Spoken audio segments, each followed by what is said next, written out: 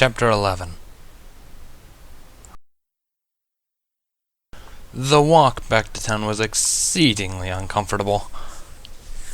Twilight hadn't said another word since the awkward conversation over lunch.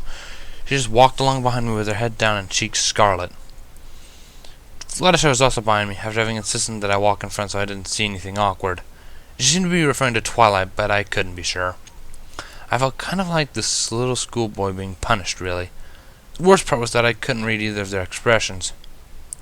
Neither of them seemed outwardly angry at me, which confused and frustrated me. I'd almost rather take yelling than this strange alienation. Spike shot me a confused shrug from Twilight's back before I turned my head to face forwards again.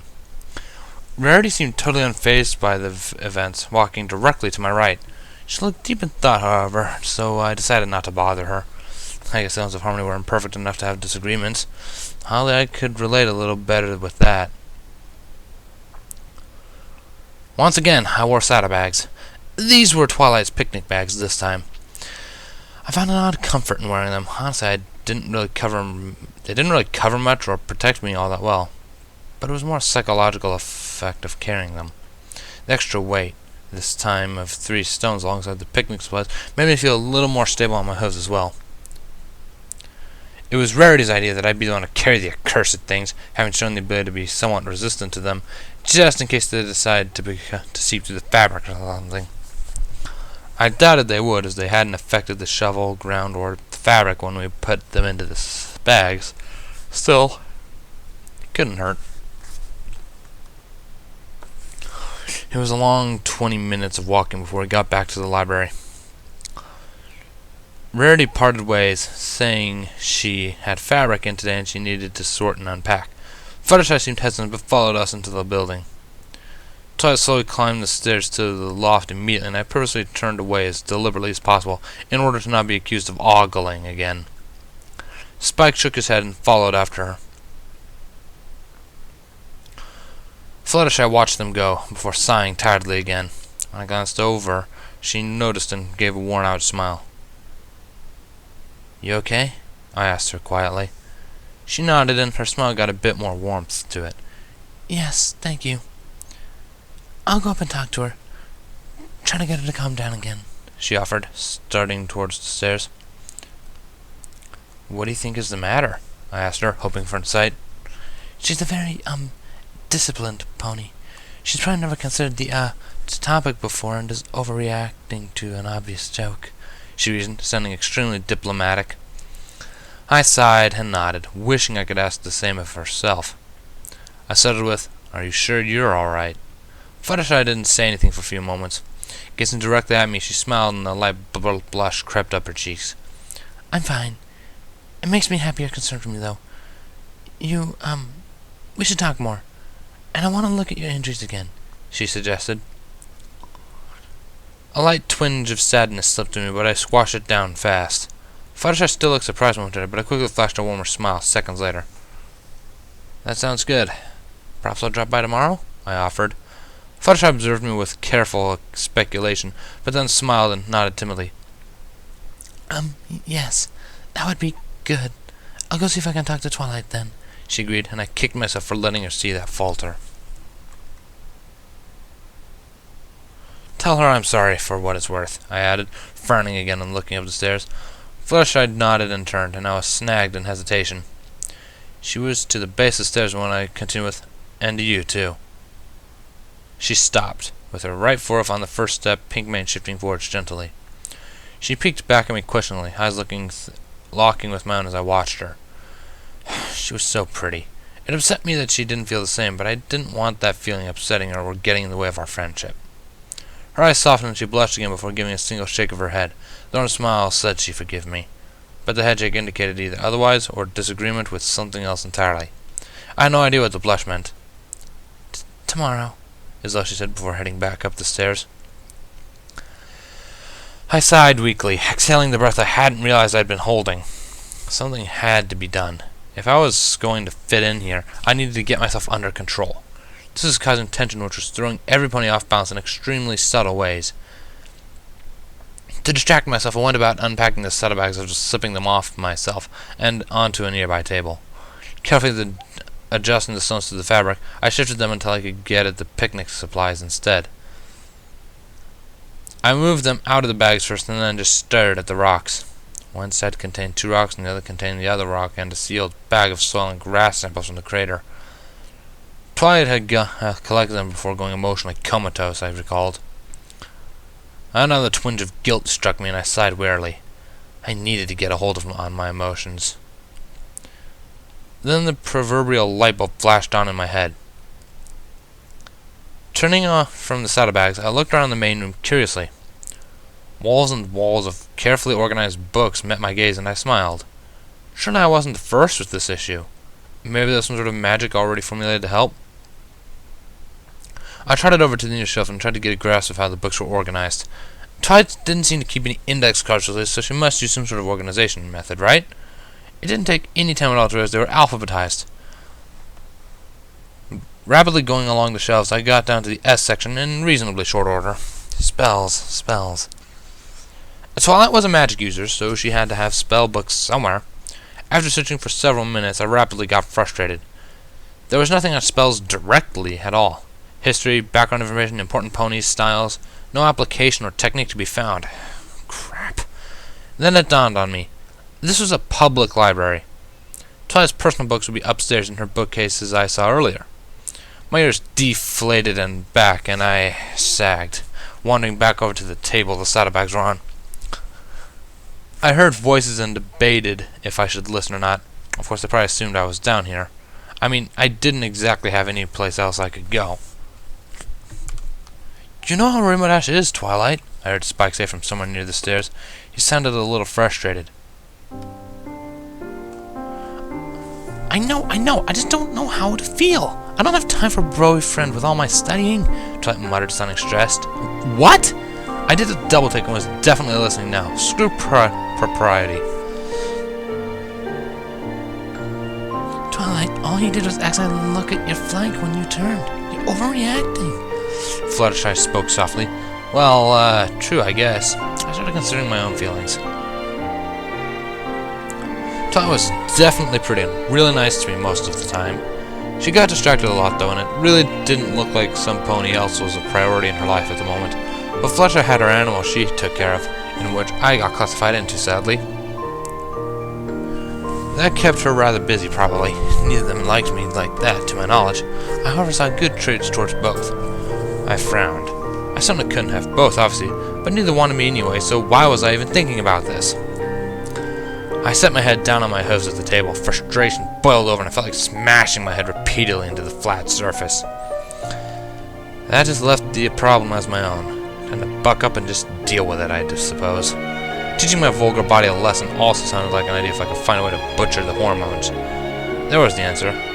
I mean, obviously all of this frustration was just chemicals. I didn't want myself to actually be the cause of all of these issues. There had to be a way for me to fix the chemicals, right? "I've never done this before and couldn't find a book on it anywhere. What does that mean?" Twilight asked, sounding as frustrated as I was. That was easy enough to answer. Although, was it? I started to question my own desire, so I wasn't so sure anymore.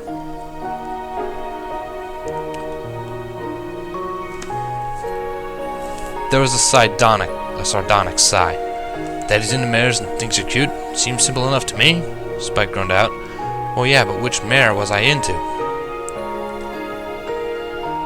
"But he likes you, Fluttershy. I already said that. What does that mean?" she returned, confused and frustrated sounding. A ball of ice fell into my stomach. She told Fluttershy? But she's supposed to keep that a secret. Why did she tell her? More importantly, when did she tell her? "Are you sure?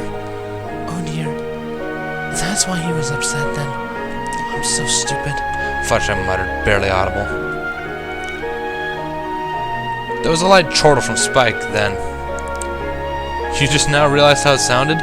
Spike was acting like he knew what he had said before I mentioned something to Twilight this afternoon. Wait, he was asleep when I was talking about that. "Spike! You aren't stupid, Fluttershy. Relax. He can't like both of us, and he likes you, so he must not like me, right?" Twilight reasoned. But what if he does like both of us? or if he hates me now that I was so stupid. Fluttershy asked, sounding hurt. I didn't hate her. My brain felt like it was stuffed with lukewarm mud. Damn it! Everything was falling apart. What hadn't I been told? Who had said what to whom?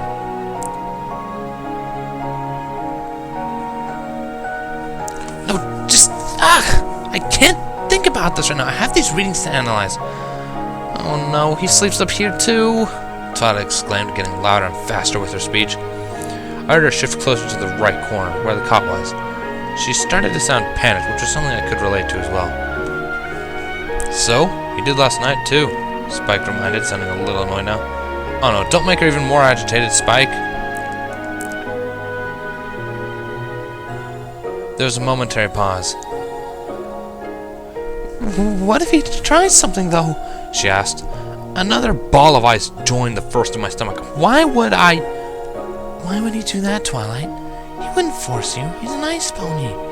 Fluttershy asked, voice getting a little stronger. Blushing lightly. I blushed lightly. But what if she started, before trailing off weakly. What if she what? I saw her painfully, dreading what she must think of me in her mind. No. Just no. He sleeps somewhere else for now. I need to think and compile this data, she finally decided. Ball 3 joined, and I started to shiver. I tried to blink away moisture in my eyes, wishing I had a time machine to go back and fix everything, or just bitch slap and garrote myself before I left the crater. But what about his bed? Fluttershy asked, suddenly sounding panicked. There was a snarl of frustration above me, somewhat akin to what I presumed a lion pouncing on a large goat would sound like. It's the Apple family's bed, not his, and I don't care! Twilight shouted.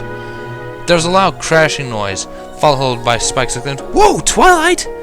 The bed suddenly slid down the stairs violently, legs folding up under and popping stubby wheels out of their place. Not that the wheels were helping its violent descent much. I saw it helping and just stared at the bed that lay there on the floor. Well, that confirmed it. Because of my stupidity, I was homeless again. Wow. Somewhat gazed caused all of this. One I hadn't even really thought about at the time. I decided a lot of this would be easier to shrug off if I wasn't mostly my doing, of course. I felt a couple warm streaks slide down my cheeks, but I shook my head rapidly, sending them flying. I should leave them and let things cool off.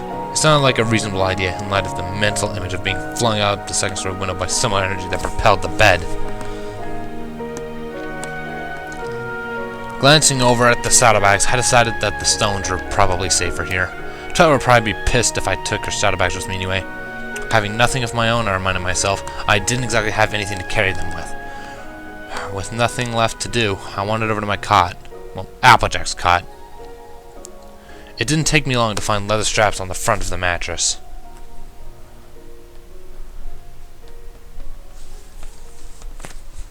Son of a bitch! This thing was heavy. I mean, sure, it had wheels, but they were tiny and obviously not meant for distance. It didn't help that the straps were awkwardly angled, and I had to balance the straps carefully across my collarbone, or else it would slip downwards and trip me, or slip upwards and choke me. The setup was starting to seriously chafe my flanks, too.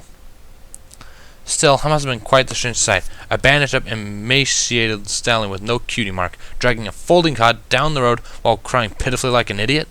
Well, rumor had probably already spread that I was batshit insane, so maybe they were jaded to strange behavior from me by now. Me? Bitter? Nah. A few ponies stopped to whisper, but I was largely avoided. Wise. Never talk to the crazy ones. I momentarily entertained thoughts of this being all one long and detailed hallucination, of me being locked away in some padded room somewhere for my own safety. Ah well, thoughts like that would hardly do if this was the reality. I was restricted to anyway. Who cared about what wasn't right in front of them? The Mexitron suddenly went taut and yanked my head back. Choking and flailing my forearms into the air, I realized my own back was wedging me in place. Trying not to panic, I shifted backwards, bracing my neck against the leather and falling back away from it onto my haunches. With the strap loosened now, I took welcome gulps of sweet, sweet air. Okay, what the hell? I whipped my head around and came face to face with two bright blue eyes and a whole lot of pink. Ah, crap. Hiya! You're messy, Pinkie Pie pointlessly observed while standing on the mattress. My impromptu landing had knocked up a lot of dust, which I assumed I had coincidentally mixed with the tear streaks. I probably looked like a drunken, washed-out punk rocker or something. The metaphor would probably be lost in this world, though. Now I have streaks of mud rather than water on my face. Thank you, Pinkie, I groaned irritably. She giggled in absolute delight. You're welcome, Mender, she exclaimed. Sarcasm was lost on her as well, I noted. Wait, I hadn't told her my name. I opened my mouth to speak, but a sigh came out and I clamped it shut again. No. I'd never told Fluttershy about my crush either, but she knew now. Probably the same effect as both Rarity and Rainbow Dash could have told any number of ponies. Why ask, then? Pinkie watched me for a few seconds before giggling. Well, some ponies all frowny face today. We're gonna have to fix that, she declared as if diagnosing me with the common cold. I noticed she made no attempt to actually figure out what was going on. Don't you have a job to attend right about now? I asked, groaning lightly as I stood up. Nope, today's a day off, so I shall devote it to you, she pledged, throwing a cute salute and puffing herself up. Damn it. I sighed and shook my head. I'll be fine. I just need to give Twilight some space is all, I assured, picking the leather strap back up in my teeth. I'd gotten a lot more flexible with what I put in my mouth, I noticed. Maybe because it was effectively the only body part that I could grasp things with. Aww, but I need to eat up all these muffins and you were going to AJ's farm anyway. Might as well share, she whined, making a silly pouting face. Wait, muffins? What the hell did that have to do with hanging around me? As if on cue, she smirked and pulled an entire tray of them out of her side saddle, all of them somehow still on the thing. Well, dang. My head suddenly started to hurt from the attempt at fully processing how she did that. My stomach betrayed me with a rumble, and she snickered merrily. I suddenly remembered that I had technically eaten absolutely nothing at the picnic earlier. Hold on. I was going to Sweet Apple Acres? Turning to look, I noticed I was indeed aiming in the direction of the farm. Dang. Pinkie's intelligence was subtle but irrefutable. Her seemingly innocent insanity might just be a ruse to throw us off the scent of her master plans. Suddenly she was even more of a monster than I originally thought. What if she was leading every pony astray with her cute and innocent demeanor while secretly plotting the downfall of Equestria? Twitchy Twitches say Applejack needs help anyway. And muffins. They're always needed, she added, pointing in the direction of the farm. Or I could be jumping to conclusions again, I decided. Muffins? Really? I asked, giving in to the fact that she wasn't going to leave or get off the mattress. I groaned as I pulled and got up momentum again. I was very careful to balance the strap further onto my chest this time, lest I be accidentally garroted instead. Of course! Beats cupcakes, right? She reasoned. I tried not to think of either cupcakes or Rainbow Dash. That was a low blow, Pinkie. Sighing, I hauled us at a moderate turtle's pace towards the farm.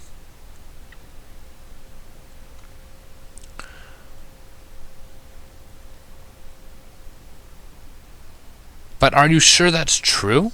I asked, finding it shocking at best. Pinkie nodded to my left in my peripheral vision. We rode down a rather large hill, traveling down a light dirt path that seemed to be heading towards the prominent barn of the property. The mattress made for a very nice makeshift cart after I jury-rigged a stick into the front two wheels. It formed a simple bent axle I could steer with the leather strap. Of course! Muffins are best for long journeys. They can practically last forever. But cookies beat 'em out, pound for pound, and space-saving, she repeated. I did the calculations and realized she was right due to surface area taken into account. Amazing. I never would have thought of that, I admitted. I've packed for long trips before. You always need a towel, too, no matter what. Oh, and a book to keep entertained, she explained, waving a hoof in front of her as if making a point to a lecture hall. Towel, book, muffins. Got it. I made a mental note to stock up on these vital items as soon as possible. But what about the maple syrup? I asked, suddenly confused. It makes good adhesive and it's yummy. Or do you prefer caramel? She asked, tilting her head towards me. Crap, I never thought about it before. Had I been doing everything wrong up until now? I frowned. I think the caramel would be easier managed, but only in colder temperatures. Otherwise, I'd have to say syrup, so it depends on the climate traveled to, I reasoned. Pinkie Pie made a squeal of delight and nodded enthusiastically. Wow, you're right!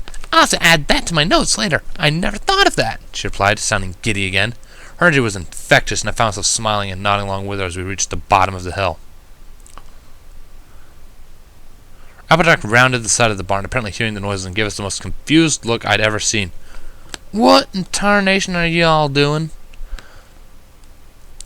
I woke up this morning and I was twitching with my pinky sense and knew you'd need help today, so I made supper and brought it here. But then I was worried about how much I could have fit in my pack, and we were discussing if I could have put more treats in it or fit an extra muffin or two, but eventually decided that I couldn't possibly fit anything else in the saddlebags. Pinkie enlightened in one long, unceasing statement. When did you take time to inhale? Applejack gave her a deadpan look for a few seconds before releasing a sigh and nodding. Dead on as usual, Sugar Cube. Big Mac and I couldn't get back to the house on account of the cart we brought busting. We could definitely use some food if you're in the sharing mood, she explained, looking at Tad Glum before noticing me again and adding, "What brings you here as well?" I met him on the way. He was all dirty and I was all, "You're coming with me to feel better and help." And then there were frogs. It was so cool, she spilled out before I could even open my mouth. She listened to have one volume when excited. Wait, help? She never mentioned I was supposed to. Oh, no, she promised. Pinkie, we promised to never speak of the frogs again, I reminded, glaring at her. The stain of my memory of impurity was just too great. No, I had just repaired my relationship with Applejack as well.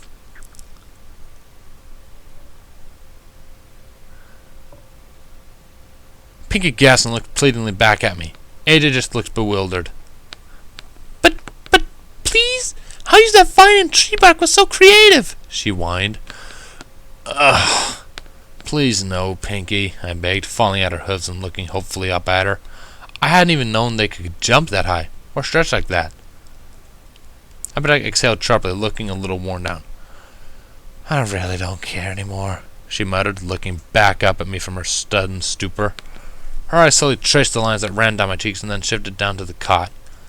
She stared at it for a few seconds while Pinkie was playing with my mane, as I was still at her hooves. Oddly, she seemed sated now, as if she had never intended to tell Applejack to begin with.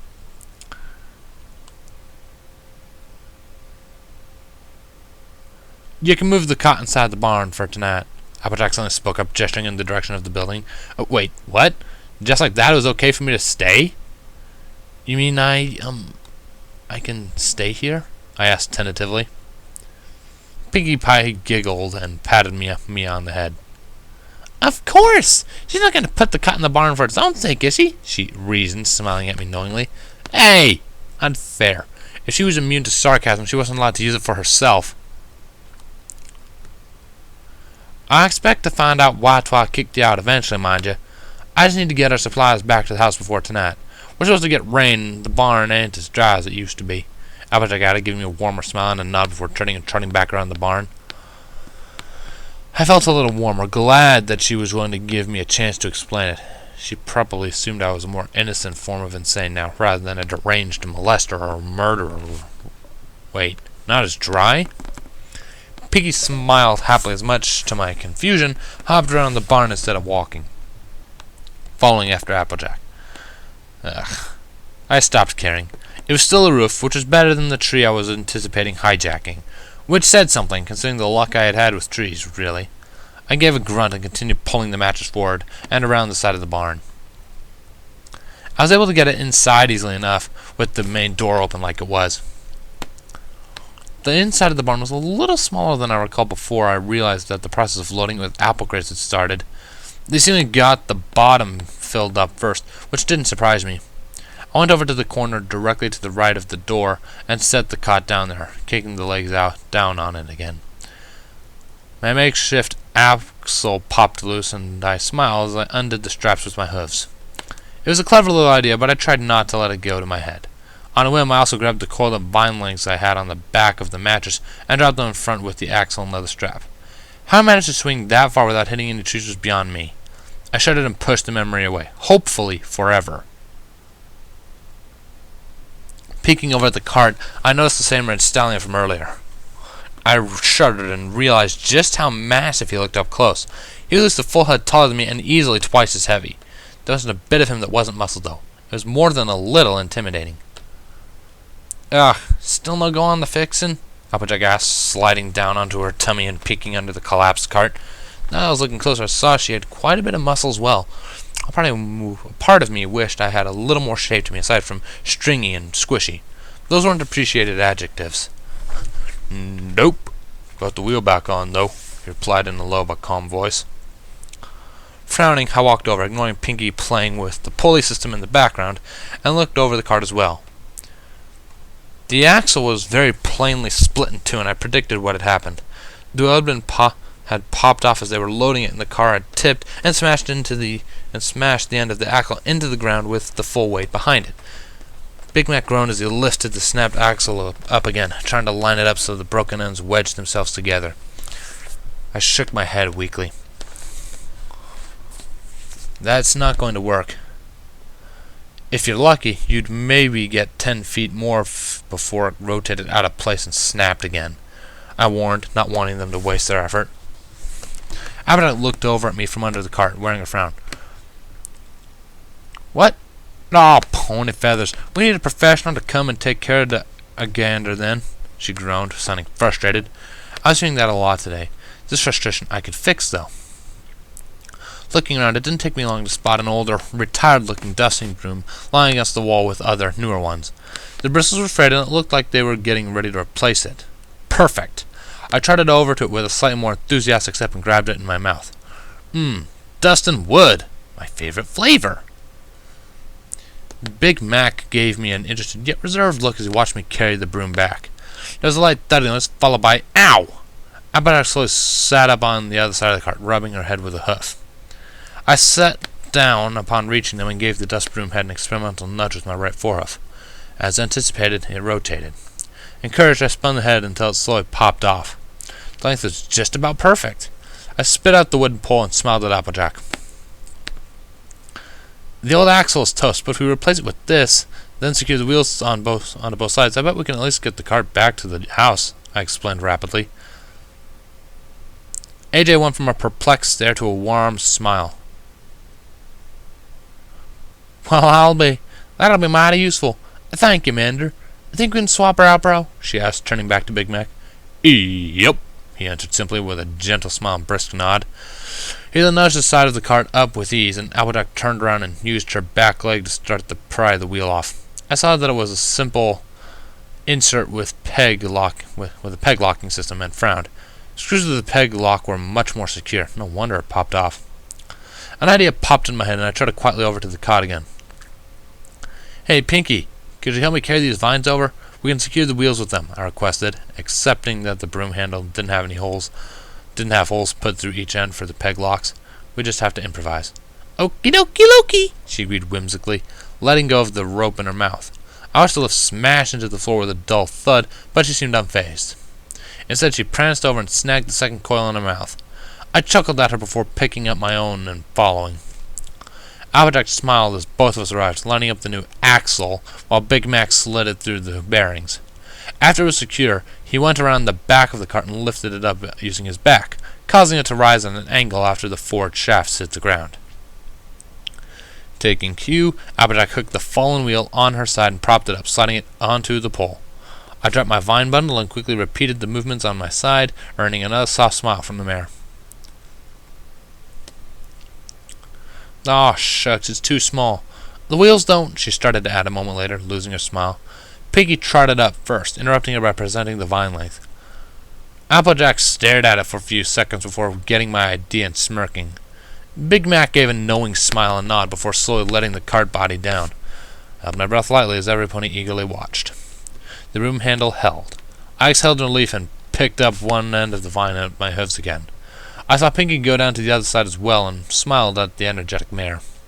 Not wanting to be called lazy, I quickly got to work securing the wheel and wondering why I had been taught how to tie knots as an engineer as well.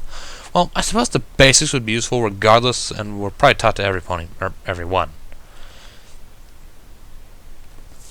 It took barely 30 seconds for us to finish, and all four of us backed away from the car to admire our work.